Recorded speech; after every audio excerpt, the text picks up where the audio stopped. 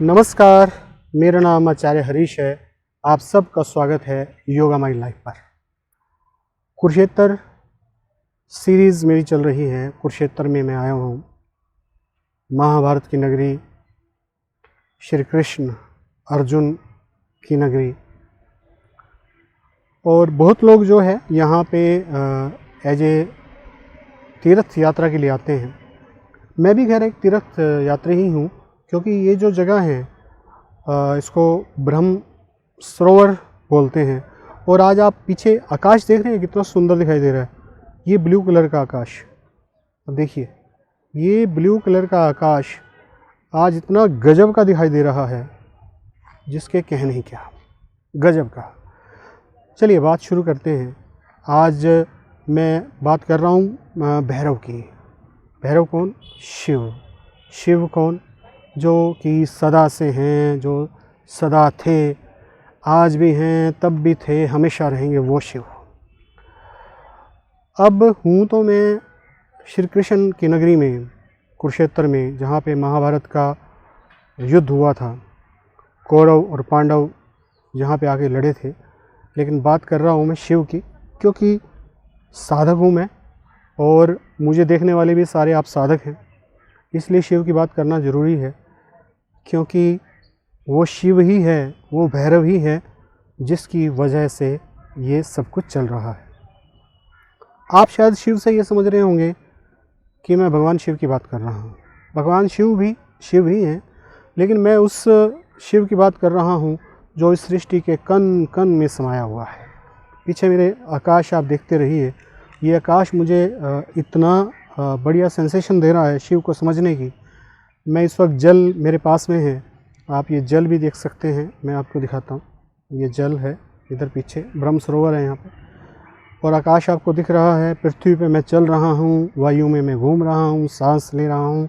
और आकाश के अंदर ये सारे के सारे, पृथ्वी, जल, अग्नि, वायु और आकाश, और पांचों तत्व जो उस शिव ने बनाए, जिस शिव की मैं बात कर रहा हूँ। शिव जो कण कण में है। पीछे मैंने भैरवी के ऊपर एक वीडियो बनाया था कि भैरवी साधना क्या होती है। मैंने समझाया था कि हमारी सांसों के पीछे छिपे हुए विज्ञान के बारे में मैंने आपको बताया था। मैंने ये भी कहा था कि आने वाले समय में आपको भैरव क्या है, इस बात की जानकारी दूंगा। तो आज हम भैरव की बात कर रहे हैं। भैरव क्या है? वो इस सृष्टि के कण कण में समाया हुआ, कण कण में समाई हुई जो शक्ति है, वो भैरवी है। और जिसकी वो शक्ति है, वो भैरव है। पहले शक्ति को समझना होगा और उसके बाद समझना होगा जो जिसकी वो शक्ति है, उस बात को समझना होगा। क्योंकि बिना शक्ति को समझे हम शक्तिवान को नहीं समझ सकते, बिना भैरवी को समझे हम भैरव को नहीं समझ सकते। मैंने बताया था कि मेरी सांस जो है इस वक्त जो चल रही है, वो भैरव चला रहा है। और वो भैरव बाहर से प्राण के रूप में मेरे अंदर बह रहा है। और अंदर बाहर से ये जो शक्ति की प्रक्रिया चल रही है, जो भैरव और भैरवी अपनी शक्ति की मदद से इस निर्जीव पुतले को जिंदा रखे हुए है, वो भैरव है। तो हम एक्चुअली में उलझ जाते हैं कई बार मूर्तियों में। मैं ये नहीं कह रहा कि आप शिव की भक्ति ना करें और शिव की पूजा ना करें। शिव की पूजा करना ठीक नहीं है, या मूर्ति पूजा करनी चाहिए नहीं करनी चाहिए, इस बारे में मेरा कोई भी इस तरीके का इशू नहीं है कि मैं उस बात को इशू बनाऊं।